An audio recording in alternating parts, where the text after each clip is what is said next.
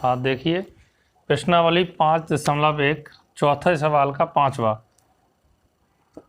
यहाँ पे बोला एपी कौन कौन एपी है पूछा, तो इसमें 5वां इसको पहले हम चेक करेंगे ये एपी है या नहीं। अगर एपी है तो आगे ये ज्ञात करेंगे। सबसे पहले हम चेक करेंगे, तो इसके लिए मैंने बताया था इसको मान लेंगे A1 A2 A3 A4, ये पहला पद, दूसरा, तीसरा, चौथा, इसी तरह से। ठीक है, तो ये तुम्हें लिखना नहीं होगा, इस तरह ये समझने के लिए लिख दिया मैंने। अब यहाँ पे देखो हम लिखेंगे A2 माइनस A1, इसे चेक करने के लिए ये इस तरह हम चेक करते हैं, इसमें से इसको घटाते हैं।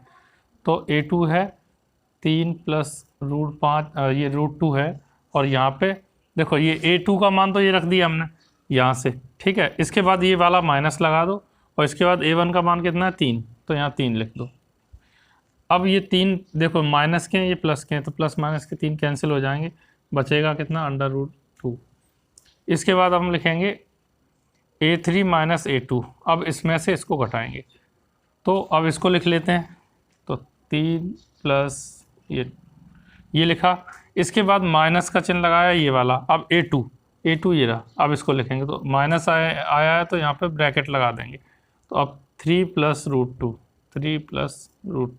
इस तरह लिखेंगे। तो अब देखो इसको तो ऐसे ही लिख दो, और माइनस का इसमें गुणा कर देंगे, तो -3 माइनस प्लस माइनस होता है इनटू में, तो -√2। तो देखो ये प्लस माइनस के 3 ये कट जाएंगे, और देखो 2√2 में से 1√2 घटा देंगे, 2√2 में से 1√2 घटा देंगे, तो 1√2 बचेगा। 1√2 1 लिखा नहीं जाएगा क्योंकि 1 इसके साथ लिखते ही नहीं हम जनरली, तो ये आ गया, सेम आ रहा है। इसके बाद क्या करेंगे A4 माइनस A3,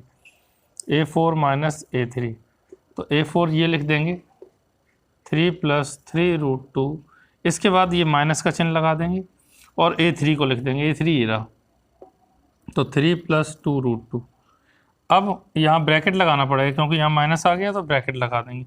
अब देखो 3 प्लस 3√2, माइनस का इसमें गुणा कर दो, तो -3 माइनस प्लस माइनस होता है, तो 2√2। देखो प्लस माइनस के 3 तो कैंसिल कर दो, और देखो 3√2 में से 2√2 अगर घटाएंगे तो 3 में से 2 का 1 √2, तो 1 तो लिखने की ज़रूरत नहीं है, √2 ही आ गया। ठीक है, तो यहाँ पे क्या आ गया, देखो सब जगह √2 आ रहा है, इसका मतलब सार्वंतर समान है यहाँ पे सब जगह। यहाँ पे पूछा क्या है, अब AP, अब यहाँ पे सबसे पहले तो ये चेक करना था, तो यहाँ पे चेक किए सब जगह बराबर आ रहा है, सार्वंतर AP के रूप में है।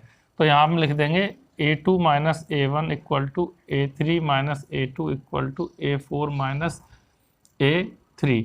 ये जो आई है वैल्यू, ये सब कैसी आ रही, बराबर आ रही, तो बराबर मान क्या आ रहा है इसका, √2 आ रहा है। ठीक है, तो अब यहाँ पे सार्वंतर पूछा है, सार्वंतर यही है √2 जो बराबर आ रहा है। सार्वंतर को D बोलते हैं हम, ये आ रहा है √2। ठीक है, और आगे के 3 पद ज्ञात करने के लिए हमें एक ही भी जरूरत पड़ेगी, तो ये A1 को A बोलते हैं, तो ये A आ जाएगा। A जो है वो है 3, A3 है। इसके बाद अगले 3 पद ज्ञात करेंगे,